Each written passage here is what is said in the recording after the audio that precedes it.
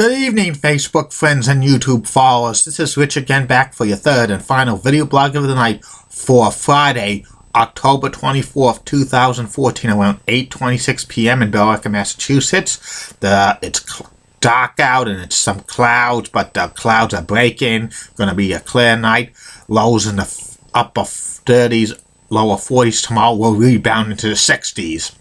And can't wait for Indian summer again, beginning next week. Could reach 70 in some places, and it probably is going to be the last time this year we'll reach 70 in this Merrimack Valley. But you never know in November and December. Stranger things have happened. Some couple of news items before my final video subject of the night. Phillies shortstop Jimmy Rollins has won the 2014 Roberto Clemente Award for Community Service for baseball. He was awarded it just before Game 3 of the World Series between Royals and the Giants. And also tomorrow is the 6th annual Boston Book Festival from 10 to 4 p.m. at the Boston Public Library in Copley Square in Boston.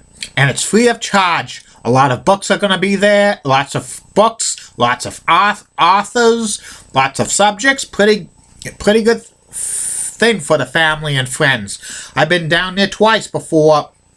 The first year they did it in 2009, I went to a lecture with and actress Alicia Silverstone was there talking about a book about her being a vegetarian stuff. And I also went there in 2011. I have not been back there since. And if you're in the Boston area tomorrow, go check it out. And also, only a few more weeks before the elections come, and I'll be so happy when this election season is over, because I'm getting stuff in my mailbox with political ads about candidates and stuff too, and it's the same political candidates sending me flyers over and over again. All of them go in the recycling bin. That's it. What I have to say on that. And my third and final video blog of the night is my personality profile. My personality profile tonight is about legendary game show host Monty Hall. Monty Hall is known for hosting the classic game show Let's Make a Deal for 17 years. And he was also the creator of Let's Make a Deal. And also Monty Hall has done a lot of other work, charitable work. He acted variety shows and a lot of other things that Monty has done over the years. He's 93 years old and he still makes appearances from time to time. And he's still going strong. Monty Hall was born in Winnipeg, Manitoba, Canada in 1921. His real name was Monty Harpon, and he is Jewish. And Monty Hall grew up in Winnipeg, Manitoba, Canada.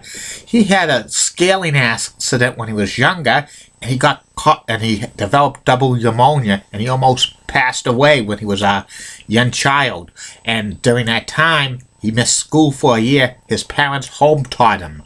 But once he felt better, he went to school, and he skipped grades so rapidly, and in 1935, at the age of 14, Monty graduated from high school at the age of 14, but he could not find a job because he was too young to find a job, and he was too young to go to college at that time.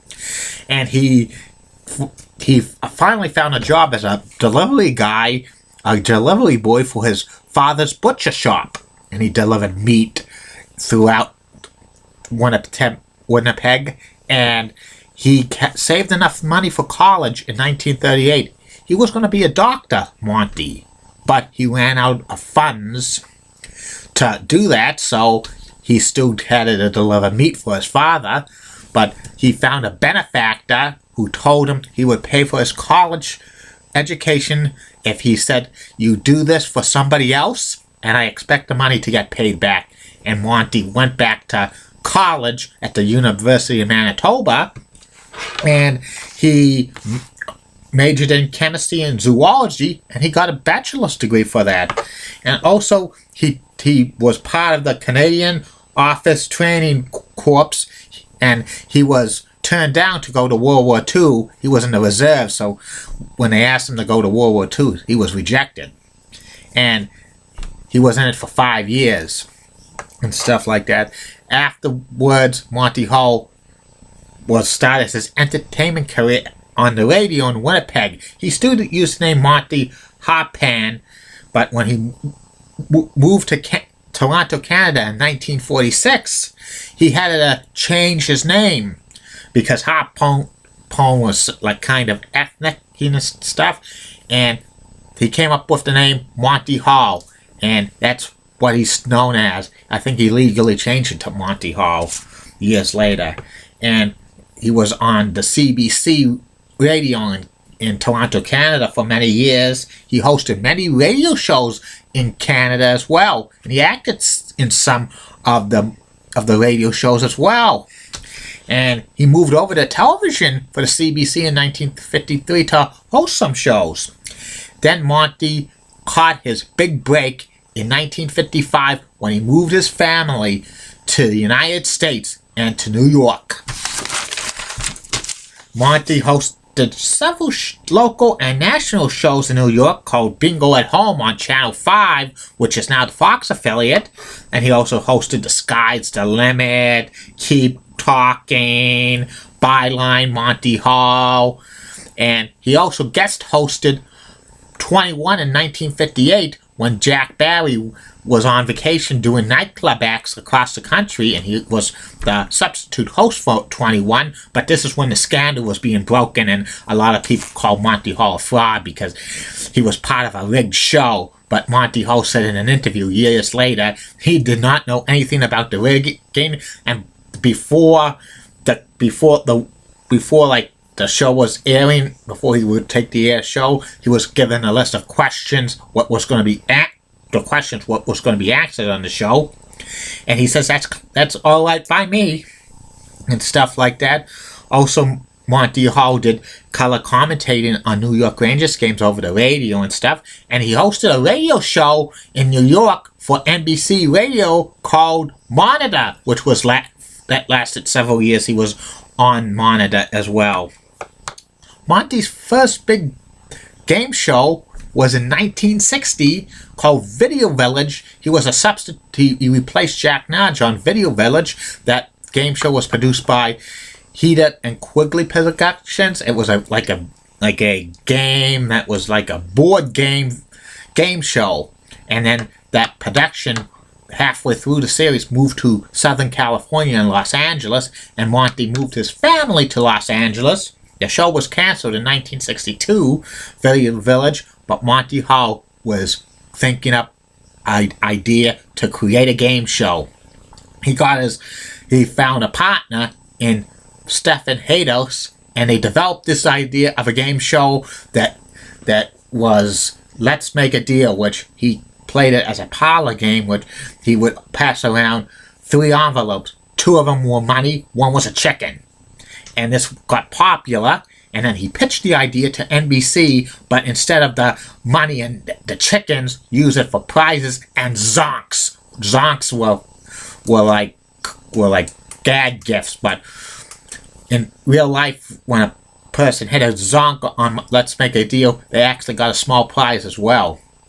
And NBC liked this idea, and in 1963, December, Let's Make a Deal made its debut on NBC Daytime, and for the next 17 years, Monty Hall was host of Let's Make a Deal on NBC, ABC, and syndication.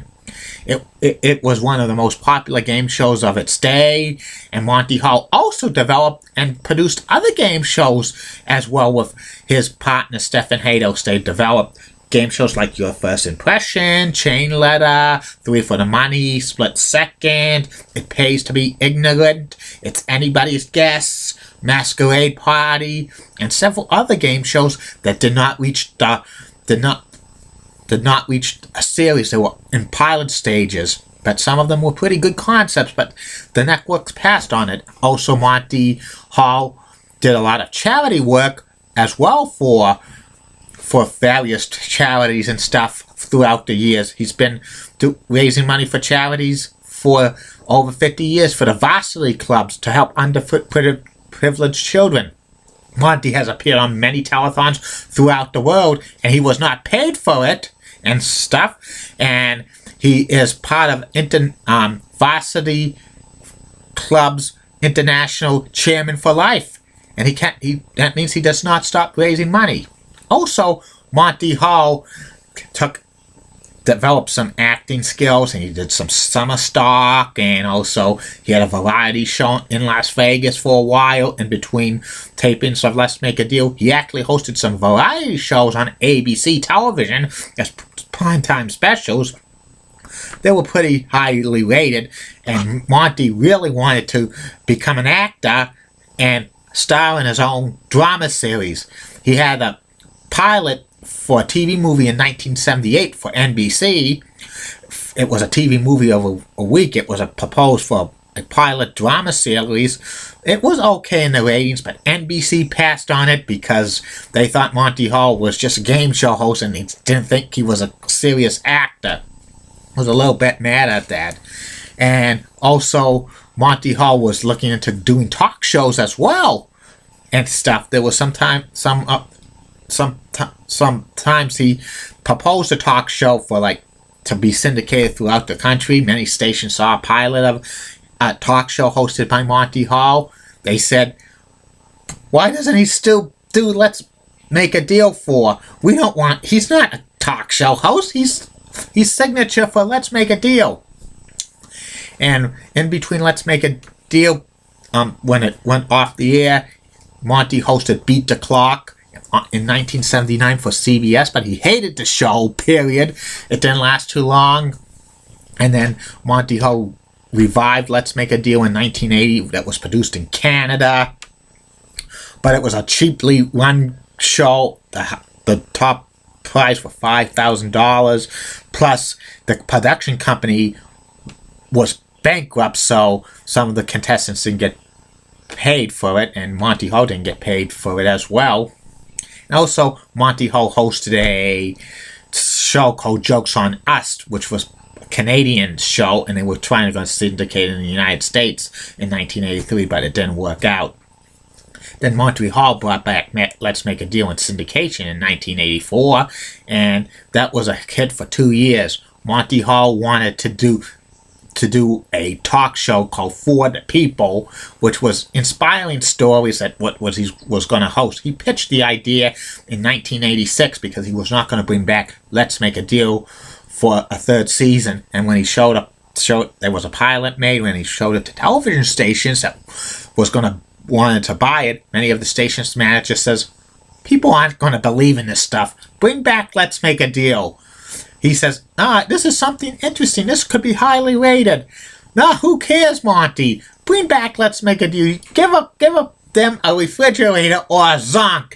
Monty Hall left that convention and that thing to sell it. He returned to host a revived version of Split Second, which was in Canada, produced in Canada. It was in syndication for about a year. There was a revived version of Split Second, but didn't last too long. Then Monty Hall kind of went into retirement and stuff like that. Stu raised money for charities and stuff like that. He was content to be retired. But in 1990, Let's Make a Deal was revived on NBC. It was first hosted by Bob Hilton. It was filmed at MGM Studios in Disney World in Orlando, Florida. And NBC made a 6-month commitment to Let's Make a Deal. About 3 months in, NBC didn't like Bob Hilton, the job he was doing, so they fired him. They asked Monty Hall to re-host the show again. He was 69 years old. If you don't host a show to fulfill the contract, we're pulling it. He reluctantly did it, and the ratings were decent and stuff like that, but the 6-month commitment was up, and MGM Studios in Florida wanted a commitment for Monty Hall to continue hosting it or a new host. He says he didn't want to do it, and then once he got off the phone, the set was destroyed at MGM Studios for Let's Make a Deal. That ended his career hosting game shows, period. But Monty Hall has still kept Let's Make a Deal on with like going throughout the country and playing it at like casinos and charity events and stuff like that. He even had a 900 number for Let's Make a Deal back in the 90s. Unbelievable. And then Monty Hall still to this day raises money for charity and stuff. And he tried to bring back Let's Make a Deal in 2003 on NBC with Billy Bush as the host, but he didn't like the direction of that show after a few episodes. You wouldn't believe he said on an interview that some of the crazy actors for deals they had to make, a lot of them slipped by him. He didn't approve of it. Many of them were so much like sexual deals and stuff that he didn't like it. Sexual theme deals. He didn't like it. He's happy he didn't do that. That then was successful.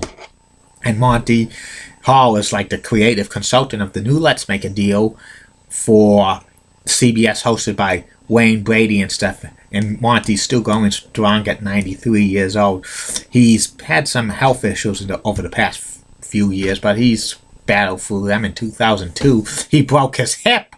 Well, at the doctor's office, after getting a clean bill of health, he was putting on his trousers, and he put them on wrong, and he fell off the doctor's table, and he broke his hip, and he had to get his hip replaced. But he said it was an experience. He had to like take time off from doing charity work and promoting Let's Make a Deal throughout the country. But after he got back, he was good to as go, and he does tennis and golf on the side, doing that when he was healthier, when he could do it. But I don't think he plays golf anymore. Monty Hall's one of the best game show hosts of all time, and he's amazing. He's a legend. He should be one of the Mount Rushmore of game show